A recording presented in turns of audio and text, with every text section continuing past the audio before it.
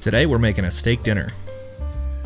For this one, we're using grass-fed Denver steaks. Clean up and blanch some broccoli in boiling salt water. Cook time is 30 seconds to a minute. Veg prep for this. Finely dice one of these fancy onions. Chop and smash some garlic. Clean up and chop some fresh thyme. Slice up some yellow and green onions. Yellow for the pan, green for the garnish. Wash and slice some russet potatoes.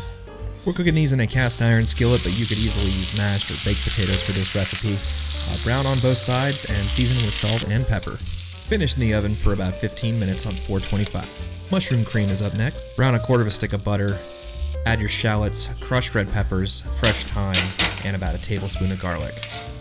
We're using rehydrated morel mushrooms, but you could use mushrooms of your choosing. Season with salt, white pepper, and then add chicken stock. Reduce by half and blend.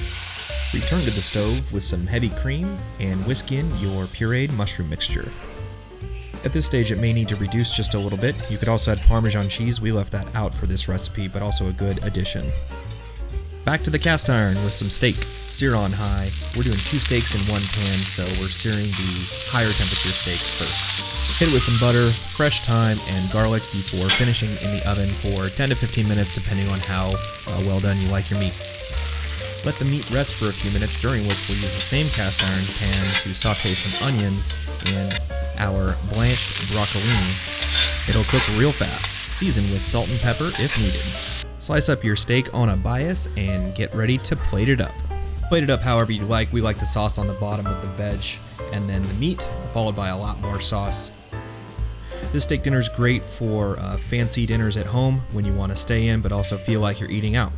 Until next time, thanks for watching.